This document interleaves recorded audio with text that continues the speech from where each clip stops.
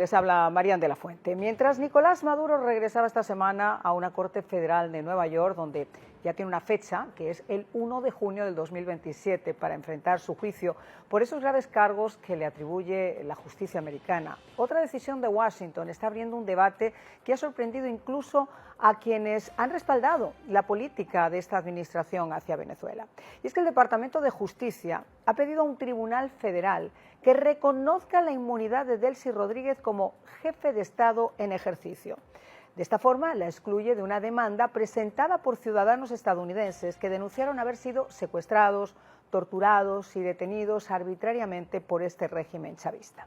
Una demanda que ya terminó con una sentencia histórica contra Nicolás Maduro, contra Diosdado Cabello y contra otros altos funcionarios, y que les condenaba a pagar más de 300 millones de dólares por estos hechos, y en la que ahora Washington sostiene que Delcy Rodríguez no puede permanecer en ese proceso porque al reconocerla como jefe de Estado goza de inmunidad mientras continúe en el cargo. Pero aquí es donde aparece la indignación y obviamente la controversia y las preguntas más directas. ¿Qué hay detrás de esta decisión, señor Trump? Porque Delcy Rodríguez nunca fue elegida presidente por los venezolanos. Era la vicepresidente ilegítima del gobierno ilegítimo de Nicolás Maduro y uno de los principales rostros del régimen criminal hasta el pasado 2 de enero, copartícipe en la persecución política, en la represión, en el colapso económico y en ese éxodo que se puede considerar uno de los mayores de la historia del continente.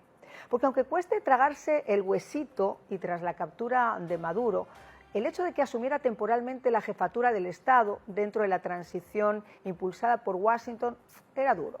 Pero hoy esa continuidad está generando una enorme controversia porque el plazo constitucional previsto para ejercer esa presidencia transitoria está vencido y ni siquiera ha sido ratificada por la Asamblea venezolana ni se han convocado elecciones, por lo que jurídicamente cuesta entender que siga ocupando o que sienda reconocida en ese cargo.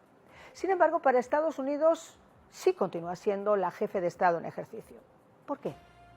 Miren ustedes, yo he dado muchas vueltas, he hablado con especialistas, lo vamos a hacer en el día de hoy. Quizá una posible explicación es que Washington no esté blindando a Delcy Rodríguez como persona, sino preservando la arquitectura jurídica y política de la transición que se inició tras la salida de Maduro, porque retirarle ese reconocimiento a ella, escuche bien, podría abrir un vacío institucional, complicar la mesa de diálogo prevista para el mes de agosto con la oposición y posteriormente unas elecciones libres. Pero es una explicación que no ha dado públicamente la administración y ya resulta difícil entender cómo una de las principales cabecillas del chavismo, causante de la declive de Venezuela, puede ser la tutelada en una transición a la democracia. Mucho más difícil resulta digerir esos elogios públicos de que eres fantástica, lo estás haciendo muy bien, y que culminan ahora con esta petición formal de inmunidad. Por eso me surge otra pregunta. ¿No será que no reconocer a Delcy como jefe de Estado podría significar ahora un vacío de poder que podría ser usado, como ha insistido la defensa de Nicolás Maduro, para argumentar que él sigue siendo el presidente y por tanto el que goza de inmunidad es él? Porque mientras tanto en Venezuela la discusión gira alrededor de quienes tienen la legitimidad para conducir esta transición, y en otro país donde también ha habido un régimen similar, en Nicaragua, llega una señal que es aún mucho más inquietante sobre la deriva autoritaria de la región. Y es que Daniel Ortega no solo ha vaciado el contenido de las elecciones durante años mediante la persecución de opositores, la legalización de partidos, la ilegalización, el control absoluto de las instituciones, como ha hecho lo que le ha dado la gana con la Constitución, sino que ahora ha dado un paso más al convertir en una norma lo que ya era una práctica. Ha dicho que bajo su gobierno no se van a volver a celebrar elecciones, nunca.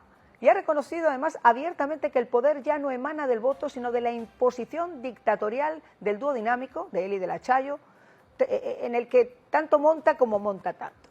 Miren ustedes, la Asamblea Nacional, completamente subordinada al ejercicio, ya está trabajando en esas reformas para formalizar ese modelo, pero Estados Unidos ha sido enfático.